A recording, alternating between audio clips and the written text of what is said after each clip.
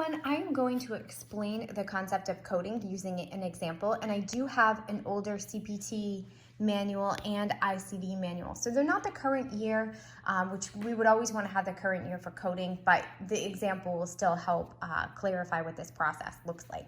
So let's say we have a patient in the office for removal of a skin tag. When I look at the patient's health record, I see skin tag documented. So what I'm going to do is I'm going to flip through this manual, and you'll see that the sections are color-coded. I also have tabs, makes it easier and quicker to flip through. But the alphabetic index is in the back. So I'm going to flip to the S section and find skin, because that's my main term. Then I'm looking for tags, removal, okay? And in this case, it gives me two codes to consider. So I would write those down. Then I will flip to the tabular part of the manual to look at the instructions for those codes. Now, sometimes I have a range of codes. Sometimes they might give me one code, or it could be a combination of those things. So looking up this number, 11200, I am going to flip toward the tabular part of the manual. And then this is where I would read the instructions associated with this particular number. And because it gave me two numbers, I also need to check the other one. And this is basically counting the number of lesions, which are skin tags, that would need to be removed. The other consideration, you can see this green, this is an indicator, this is a chapter, right? So I want to flip to, I want to read the instructions above, but I also would want to make sure that I am familiar with the instructions for the chapter in case there's anything that's specific to coding from this chapter, okay? And I happen to know that I don't have anything. So I could write that 11200 down as my code. Now, anytime we are coding for services and procedures in an outpatient setting, we also have to have a corresponding or supporting diagnosis. We have to have a medical reason why we did what we did for the patient. So that's where the ICD manual comes in. And this is, again, is for coding diagnoses. And again, we're color coded. I don't have this one tapped because I've not really done any coding from it, but the gray part, the alphabetic index, is actually toward the front of this manual, right? So you're always going to have your guides at the top that tell you where you need to go.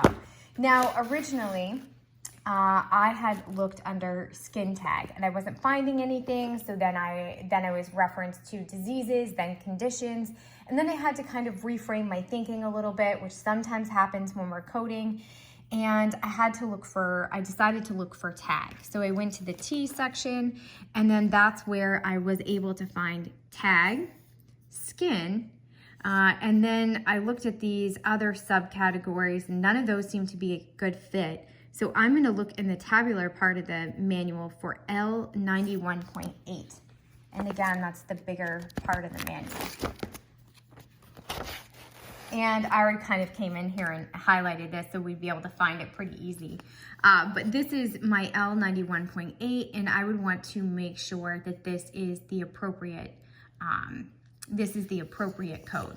Now, you do need a lot of medical knowledge to be able to code, but one thing I need to do with these ICD codes specifically is I'm not only reading the description next to this code, I also want to go up to the main category and look to see if there are any additional instructions. In this case, there are not, but I have an example on this page, L97. Anything that I was coding from this main category, I have to read these instructions and apply those concepts first. Okay, so we don't need to do that with the skin tag, but that's one of the steps that we have to follow when we're coding. The other step that we have to follow is this orange section. This is a chapter. So we always have to go to the beginning of the chapter. If I can get there, I didn't flag this part.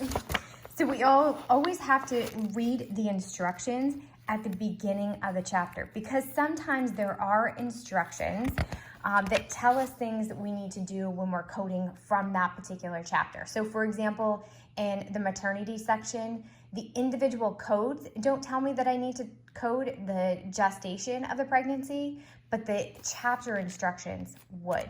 And I'll tell you, it didn't come up in this one, but once in a while you will be referred to guidelines. Probably not a lot in this chapter. And when that happens, you have to come to the front of the manual, is usually where the guidelines are indicated. And then you would be able to look up, it will give you a particular guideline. For example, it will say 1A, 6A. And then, so you'll have to find that in your, this is an index. You have to go into the guidelines and you have to read the instructions about that. So that's what a little coding example looks like. I will tell you, we did not use the HCPCS coding manual for this example, but HCPCS is basically for coding anything that you can't find in the CPT manual. So it would be durable medical equipment, supplies, and things of that nature. But the process is going to look fairly similar. You're going to have an alphabetic index, and it will give you a tentative code where you flip to the tabular part of the manual and look for the description for your actual code. So if you're a medical assisting student, this gives you kind of a nice overview of the different manuals.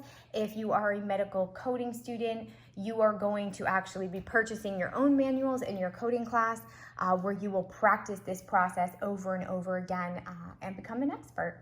So thank you for your time, and I hope this helps.